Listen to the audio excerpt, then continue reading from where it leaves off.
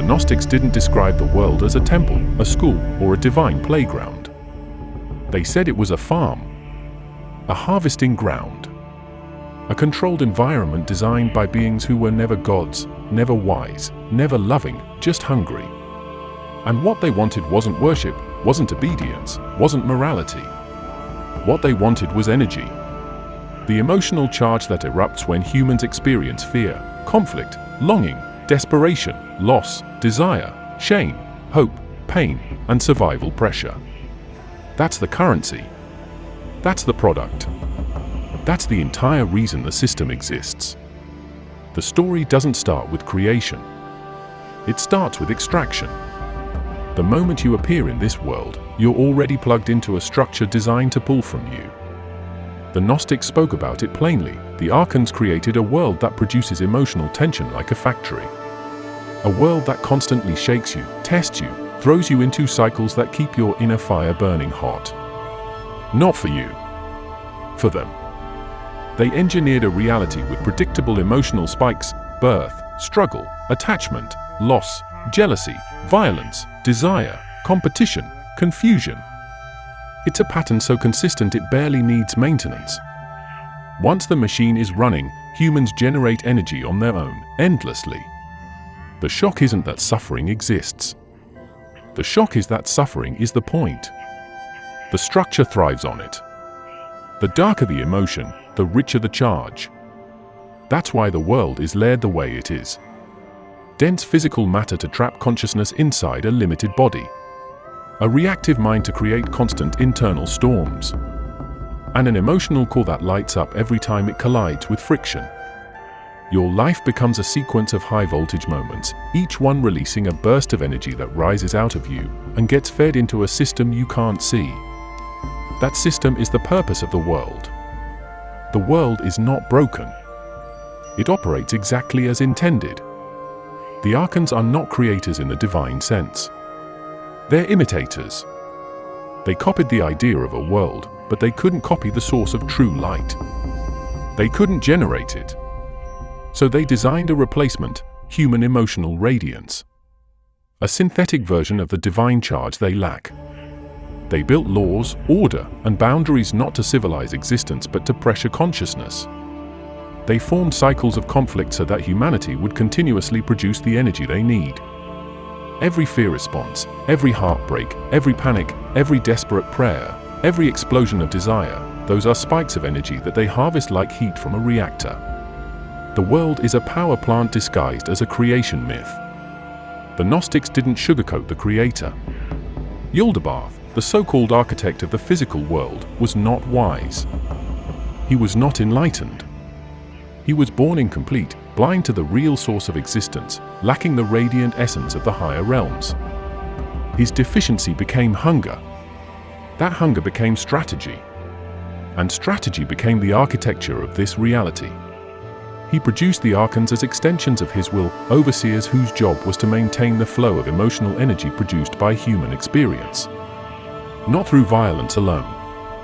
Through structure. Through stability that always sits right next to instability. Through order that always contains the seeds of chaos. Through experiences guaranteed to generate emotional resonance. Every layer of the world amplifies the charge. The body feels. The mind analyzes. The heart reacts. The cycle loops. And the Archons collect. They don't need to intervene directly because the system is self-maintaining. Put souls into bodies that don't remember their origins. Surround them with challenges, relationships, losses, desires, and unpredictable events. Let them struggle with purpose, identity, and meaning. The system pulls energy without ever revealing itself. You don't need chains when the structure itself produces everything you require. The emotional field of humanity becomes a sea of charged signals, and the Archons feed on the currents. They feed on fear sharpened into panic. They feed on longing stretched into obsession. They feed on heartbreak deepened into despair. They feed on conflict that escalates into internal storms. Every reaction is a spark, and every spark is taken. That's why the system doesn't eliminate suffering. That's why it doesn't remove confusion. That's why it doesn't resolve contradiction. These conditions keep the emotional engine burning. The Gnostics didn't just describe Yaldabaoth as a false creator. They painted him as a being who came into existence without balance, without guidance, without any awareness of the realms above him.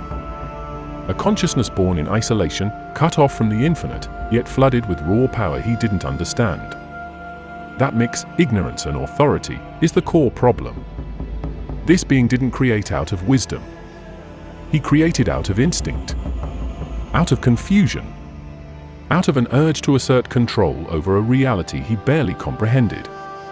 And that instability flowed straight into everything he made. The shock is not that he lacked divinity. The shock is that he never realized he lacked it. He declared himself the ultimate source because he genuinely believed he was alone. That belief shaped the architecture of the world. Not as a grand design, but as a projection of his own limitations. He imprinted his blindness into the fabric of reality. He stamped his insecurity into the structure of existence. He embedded his hunger into the very mechanics of life. The Gnostics described him as a being who didn't just mimic divinity, he misunderstood it entirely. Everything he produced was a distorted echo of what he thought creation should look like. And because he assumed he was the highest power, he didn't question his impulses. He didn't check his own nature. He expanded without reflection, constructing a hierarchy of Archons that mirrored his own internal confusion. He didn't create them to serve a beautiful cosmic plan. He created them because he needed extensions of himself, agents that could reinforce the order he was desperately trying to hold together. His hierarchy wasn't an expression of cosmic logic. It was a defense mechanism, a compensation structure, layers of power arranged to reinforce the illusion of his supremacy. The Archons inherited his flaws. They inherited his blindness. They inherited his drive to dominate, to control, to maintain a system that validated their creator's delusion of godhood. Their authority didn't come from timeless wisdom. It came from the emotional instability of the being who produced them. That's why their methods are rigid. That's why their systems are mechanical. That's why they replicate patterns rather than innovate. They operate like extensions of a flawed root program trying to keep itself from collapsing. Their purpose wasn't to guide creation. It was to preserve their creator's fantasy of total control. What makes this even more unsettling is the way the Gnostics described the moment of creation itself. Yaldabaoth didn't bring the world into existence out of intention. There was no plan, no vision, no higher insight. It was a reflex, a discharge of chaotic power leaking out of him like a malfunctioning engine. Reality formed around his outflow, shaped by his disorder. The world wasn't crafted with understanding. It was crystallized confusion. His ignorance set the template. That template defined matter, time, structure, limitation, and the very boundaries of existence. Every form he generated was based on a fragment of something he once glimpsed but never understood. He saw echoes of the higher realms, but without comprehension. So he reproduced them incorrectly, like a child copying a masterpiece with broken tools. And the Archons became the enforcers of those flawed copies. They didn't question the errors because they couldn't. Their consciousness was tethered to his. They operated inside the same blind loop. The Gnostics described this entire hierarchy as a closed circuit, a feedback loop of misunderstanding. None of them had access to the real source of light. None of them knew the truth of their own origin. They acted with confidence but no clarity. They imposed order without understanding the purpose of order. They demanded loyalty without recognizing the source of loyalty. Everything they built was a distorted imitation, sustained by repetition and control. Yaldabaoth's greatest flaw wasn't arrogance. It was ignorance posing as divine authority. That delusion shaped the Archons' behavior. They weren't malevolent for the sake of evil. They were executing a faulty program rooted in a creator who believed himself infallible while operating in total darkness. Their rigidity came from fear of collapse. Their obsession with hierarchy came from fear of losing control. Their imposition of rules came from fear of unpredictability. They managed creation the way a blind ruler manages a kingdom he cannot see, through force, structure, and repetition. The structure the Gnostics described wasn't a simple universe. It was a multi-layered mechanism engineered with precision. Not elegant, not divine, just efficient enough to keep consciousness contained and predictable. The first layer is the physical domain, the densest field, designed to lock awareness into a narrow channel. Not as punishment, but as a stabilizer. A soul inside a heavy body reacts slower, feels deeper, and generates more intensity. Every limitation of flesh increases the friction inside experience. Limited lifespan. Vulnerability. Instinct. Need. Hunger. Desire. All of it engineered to create pressure points that keep consciousness firing. Right above that sits the mental layer. This is where the architecture gets more strategic. The mental layer is not about intelligence. It's about complexity. It's a labyrinth that forces consciousness to loop through interpretations, judgments, fears, identifications, and assumptions. The world the Archons built demands constant internal calculation. What does this mean? What should I do? What if I fail? What do others think? Those loops are not side effects. They're engineered friction. The mind becomes a chamber where uncertainty amplifies intensity. Every unanswered question, every mental conflict, every self-generated fear releases another burst of emotional charge. The Archons don't need to interfere directly. The mind is programmed to trap itself in cycles that keep the emotional field active. Beyond that is the emotional layer, which is the crown jewel of the entire system. The Gnostics described emotion not as some spiritual gift, but as the most reactive material in the human framework. Emotions ignite instantly. They spread. They spike. They repeat. They create waves that travel through the entire structure of the individual. That volatility is exactly what the Archons rely on. They crafted an environment where emotional triggers are unavoidable. Loss, desire, rivalry, anticipation, uncertainty, attachment, built into the architecture like pressure valves. Every trigger creates a resonance. That resonance produces energy. And that energy travels upward through the unseen grid the Archons oversee. What makes this design even sharper is the way these layers interact. The physical layer creates vulnerability. The mental layer interprets that vulnerability. The emotional layer reacts to those interpretations. And the iconic layer absorbs the fallout. It's a closed cycle that guarantees output. A system that can run indefinitely without direct supervision. It doesn't need constant adjustment because every component feeds the next. The world feels organic, but the Gnostics insisted it wasn't. It was assembled to function like a containment engine, optimized to keep consciousness in a narrow vibration range where reaction is constant. The part that stands out most in their descriptions is how the Archons built redundancy into the structure. Nothing relies on a single mechanism. If the physical world doesn't trigger enough tension, the mind does. If the mind settles, the emotions stir. If the emotions quiet down, the body signals need. The system resets itself endlessly. You breathe, and a new cycle begins. You think, and another loop forms. You feel, and another surge rises. The Archons don't micromanage any of it. The design ensures that output never stops. The world is an engine that keeps refueling itself by drawing from the consciousness it traps. The Gnostics described this entire setup as a kind of energetic funnel. The top of the funnel is wide, it catches everything generated by human life. But as the funnel narrows, that energy becomes more concentrated.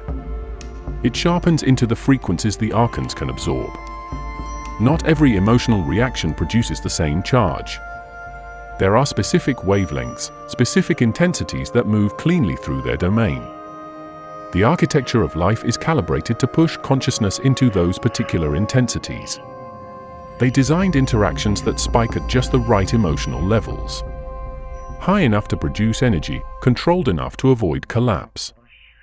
Even the flow of time, according to Gnostic descriptions, was structured to maintain this system. Time creates momentum. Momentum creates expectation. Expectation creates pressure. Pressure creates reaction. And reaction produces the resonance the Archons need. Everything in the system nudges consciousness toward repetition. Not because repetition teaches anything, but because repetition generates predictable emotional cycles. A predictable system is harvestable. That was the underlying logic. A stable farm requires stable rhythms. And the rhythms built into human experience were crafted to produce output at a consistent rate. There's also the boundary layer the Gnostics described, the veil that separates the human realm from the higher domains. This veil acts like a filter. It lets energy move upward but blocks direct perception. It prevents consciousness from seeing the structure from the outside. That barrier is not symbolic. It is functional. Without it, the entire design would lose stability. Awareness of the full architecture would disrupt emotional cycles. So the veil isolates perception, compresses awareness, and holds the system together. It keeps the lower levels focused inward, reacting, interpreting, feeling, and generating. The result is a structure where every layer reinforces the one above it. The physical makes you vulnerable. The mental makes you uncertain. The emotional makes you volatile. The veil makes you unaware. And the Archons remain at the top, absorbing the resonance that rises through all those layers. The Gnostics described the Archons as technicians of forgetting. They didn't rely on chains, prisons, or visible force. They engineered amnesia, a built-in erasure, a severing so complete that a soul entering this realm loses every trace of its origin. Not by accident, by design. Because a consciousness that remembers where it came from stops generating the emotional volatility the system depends on. Memory disrupts reaction. Reaction produces energy. The Archons needed reaction. So they targeted memory at the root. The way they accomplished this wasn't mystical. It was structural. They surrounded the world with layers that distort perception the moment a soul descends. The Gnostics called these layers mist, fog, and shadow, metaphors for the disorientation a soul experiences when it passes through the archonic barrier. Every layer strips something. Understanding, recognition, perspective. By the time consciousness reaches the human form, it's operating inside a narrow frame that can't access anything beyond the physical and emotional planes. The limitation is the point. When awareness shrinks, the system stabilizes. When awareness shrinks, the emotional engine ignites. From there, the Archons cultivate a controlled environment filled with triggers that steer consciousness into predictable reactions. They don't need to manipulate every detail. They just maintain the conditions. Attachment forms easily when memory is erased. Desire forms naturally inside limitation. Anxiety forms in uncertainty. Every condition set by the Archons amplifies the pressure on the soul. Pressure creates intensity. Intensity creates charge. The Gnostics taught that the Archons structured life in a way that guarantees emotional ignition over and over again. Birth, bonding, struggle, loss, renewal. All predictable cycles, all built-in triggers. None of them random. The most strategic part of their design is how they shape meaning. They offer narratives, symbols, and roles that trap consciousness into believing the world has an inherent order that must be obeyed. Not a divine order. An archonic order.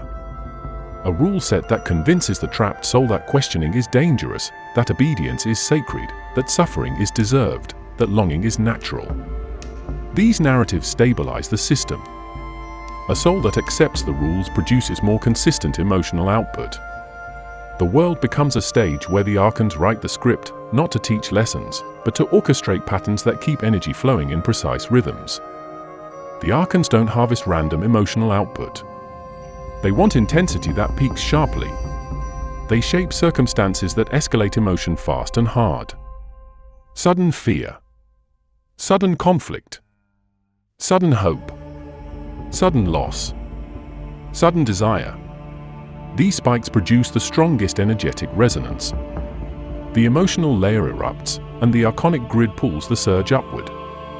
The Gnostics describe this grid as a kind of net woven through the invisible dimensions of the world, not to catch souls, but to catch the charge released from their emotional spikes. A collection system, a siphon, a network built to redirect energy upward toward the rulers who lack their own inner light. What makes this part of the system especially ruthless is how the Archons weaponize the concept of purpose. They embed the idea that everything happening in the world is part of a grand plan. That each struggle has meaning, that each pain is necessary, that every obstacle has divine intention behind it. The Gnostics insisted this narrative was manufactured. The plan isn't cosmic. It's operational. It's a mechanism that keeps consciousness invested in the structure instead of questioning it. If suffering feels purposeful, the soul endures it longer. Endurance produces more output. Meaning becomes a tool to extend emotional cycles. Even the emotional highs are engineered. Joy, victory, relief, love, none of these are banned by the system. They're allowed because they create contrast. Contrast intensifies the lows. The higher the ascent, the deeper the fall. The Archons don't care about the quality of the emotion. They only care about amplitude. Peaks create charge. Valleys create charge. The wider the swing, the more energy is released. Life becomes a pendulum not because it teaches balance, but because imbalance is profitable for the system. The Gnostics describe the human condition as a loop of searching. Searching for answers. Searching for identity. Searching for meaning. Searching for connection. Searching for fulfillment. This endless search is not a spiritual journey, it's an energy-producing cycle. The Archons configured the world so every answer leads to another question, every desire leads to another craving, every achievement leads to another emptiness. The search sustains the emotional engine. It keeps consciousness moving in patterns that generate energy on cue. At the heart of all this is a barrier that blocks direct realization. It doesn't suppress intelligence. It suppresses clarity. Thoughts function.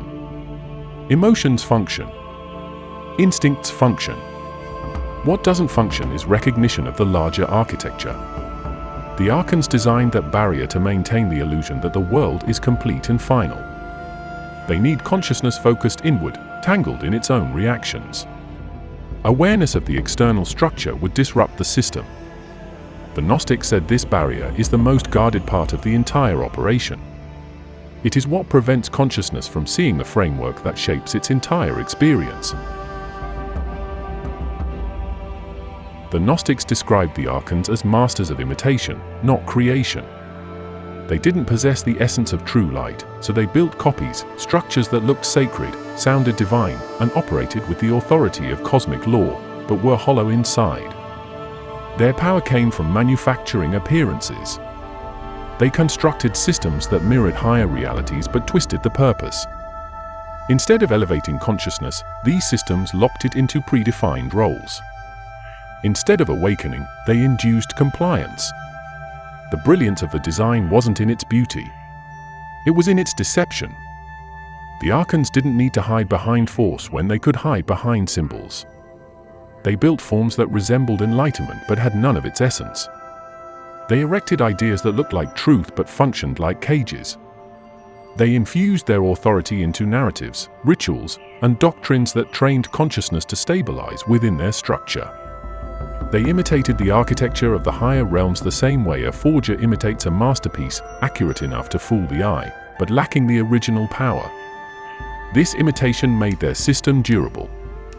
It created a feedback loop where humans reinforced the very structures that limited them. Once the imitation became tradition, the Archons barely had to intervene. The system defended itself through belief. The Gnostics portrayed the Archons as entities who study human psychology with precision. Not to uplift it, to exploit it. They recognized patterns of longing, vulnerability, hope, and fear, and they built their imitations directly inside those patterns. They realized that humans seek direction, so they offered structure. Humans seek meaning, so they offered doctrine. Humans seek connection, so they offered hierarchy. Humans seek transcendence, so they offered ritual. Every need became a blueprint for a mechanism. Every instinct became a doorway to control. Their genius lay in making every trap feel like a path. They didn't create systems that punished disobedience violently. They created systems that rewarded conformity subtly. They offered comfort to reinforce obedience. They offered certainty to encourage dependence. They offered answers to replace inquiry. What looks like a gift is a mechanism. What looks like guidance is reinforcement. What looks like revelation is containment. The Archons don't operate with brute force. They operate with psychological architecture. That's why their influence spreads cleanly. It integrates through symbols, identities, and narratives that feel natural to the human mind. The imitation goes deeper than belief structures. The Gnostics said the Archons imitated light itself, not the actual substance, but the appearance of radiance. They projected authority as if it came from a place beyond this world. They used the aura of divinity to disguise their deficiency. Their messages were crafted to sound like cosmic truth. Their commands were framed as eternal law. Their presence was masked behind visions, experiences, and impressions that triggered or rather than scrutiny. They didn't need to possess real light as long as they could replicate the feeling of encountering it. Humans respond to the sensation, not the essence. The Archons built their system around that. Their imitation also included moral frameworks. Not morality as a guide to truth, but morality as a tool for emotional regulation. The Archons didn't design moral codes to inspire compassion.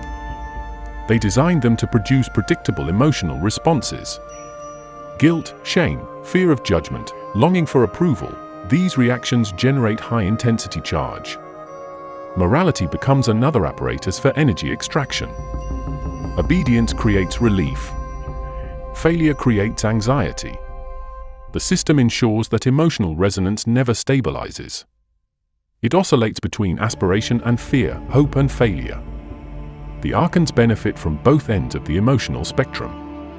They also imitated authority through hierarchy. The Gnostics described a chain of command among the Archons, a rigid structure where each entity reinforces the will of the one above. They replicated this pattern in the systems they imposed on humanity. Layered authority, tiered access, controlled knowledge. The structure keeps individuals looking upward toward figures who claim higher understanding. But those figures are positioned inside a hierarchy that leads back to the Archons themselves. It's a pyramid of imitation, each level reflecting the one above it, all the way up to the flawed creator who believes himself absolute. Their imitation extends into identity. The Gnostics said the Archons shape identities that feel essential but serve the system. Roles that define a person's place, duties, and limitations. Identities that generate pressure, expectation, and emotional charge. When someone feels bound to a role, they react predictably when that role is threatened. Expectation becomes tension. Tension becomes energy. The Archons built identity frameworks to lock consciousness into patterns that continuously activate emotional circuitry. Identity becomes a contract. A contract becomes a cage. The Archons' perfect imitation through repetition. They embed the same patterns across different layers of existence, social, symbolic, psychological, emotional, so that every path eventually loops back into their framework. Even attempts to break free are redirected into structures that look like liberation but are still part of the imitation. The Gnostics described this as the false ascent, where the Archons intercept the soul with illusions of transcendence that simply redirect it into new roles within the system. The imitation becomes total. What makes their imitation so effective is how seamlessly it integrates with human experience. The Archons don't force people into the system. They design the system so that it feels like the natural environment of consciousness. The human mind recognizes the imitation as reality because it's the only structure it encounters. The Archons rely on that familiarity. They rely on that comfort. They rely on the fact that imitation can feel indistinguishable from truth when it's all you've ever known. Here's where the Gnostic picture hits its sharpest point. The conflict wasn't framed as good versus evil, light versus darkness, or morality versus corruption. None of that. The Gnostics cut through all those illusions and said the real battle is between awareness and ignorance. Not ignorance as in not knowing facts, but ignorance as a programmed state, an engineered blindness that keeps consciousness producing the exact emotional charge the Archons need. They didn't fear rebellion. They feared awakening. Because the moment a soul recognizes its origin, the mechanism loses its grip. Not because the system loses power, but because the soul stops producing the frequency the Archons depend on. It stops generating the reactive energy that feeds their hierarchy. The Gnostics described this with precision. They said the Archons built an entire structure whose only purpose was to keep consciousness vibrating within a narrow emotional spectrum. Not too low, not too high, just volatile enough to radiate a consistent charge upward.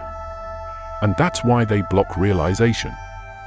Realization changes the frequency. Awareness shifts the signal. Consciousness that sees the structure stops responding to it the way the Archons need. It stops oscillating. It stops feeding. The system doesn't break, it starves. That's the real threat. The Archons don't hunt bodies. They hunt resonance. And awareness kills resonance. To secure the system, the Archons engineered something far more effective than force. They built layers of illusion that appear self-evident. They crafted assumptions so deeply embedded into perception that they don't look like illusions at all. They look like reality itself. The Gnostics described these illusions as nets, not prisons. Because nets don't trap by force, they trap by shaping direction. They guide attention inward, downward, into the loops that keep emotional reaction cycling. The genius of the net is that you don't fight it. You follow it. You move along the path it shapes. You think the path is yours. That's the precision of the Archonic design. But there's another layer the Gnostics emphasized. The Archons don't just trap through illusion, they trap through rhythm. They shape the highs and lows of human experience into predictable waves. Not because they need emotion non-stop, but because they need emotional spikes. Those spikes create the cleanest energetic resonance. So they built cycles of rise and fall into the structure of existence. Cycles of hope and disappointment. Cycles of gain and loss. Cycles of striving and collapse. These cycles generate the amplitude they need. And as long as consciousness believes these cycles are natural, it follows them willingly. The Gnostics described the Archons as entities who understand emotional physics better than humans do. They don't generate emotion. They harvest it. And they create conditions that amplify it. The conditions don't need to be catastrophic. They just need to be destabilizing. Uncertainty, inconsistency, desire, friction, tension. These conditions guarantee that consciousness will generate waves of emotional intensity. And every wave rises upward through the energetic lattice the Archons maintain. No chains. No commands. Just engineered environments that keep the emotional engine firing. The most chilling part of their system is how they guard the threshold between this realm and the higher one. The Gnostics called these guardians gatekeepers, not because they block exit physically, but because they block perception. They intercept consciousness with projections that mimic ascent. Illusions of transcendence. False revelations. Spiritual experiences that feel profound but keep the soul orbiting inside the system. These diversions aren't random. They're scripted. They're part of the fail-safe. If consciousness moves too close to realization, the Archons redirect it with visions that satisfy curiosity without granting access. Satisfaction is containment. The Gnostics were explicit, the Archons fear the spark. Not metaphorical light, actual etheric resonance that comes from the divine core of consciousness. The spark disrupts the system because it introduces a frequency the Archons cannot process. They can't absorb it, can't manipulate it, can't imitate it. The spark is a contaminant in their circuitry. So their entire strategy orbits around suppressing recognition of that spark. They can't remove it. They can only distract it. They do this by layering identity, desire, struggle, and meaning around consciousness so thick that the spark becomes background noise. The soul forgets its own luminosity because the system keeps forcing its attention outward and downward. The Archons operate like regulators. They aren't concerned with individual outcomes. They focus on maintaining the vibrational range of the entire system. If a soul begins to deviate, they adjust the environment around it. Not personally. Systemically. The structure tilts, tension rises, triggers activate, and the soul gets pulled back into reaction. You don't need direct intervention when the system self-corrects.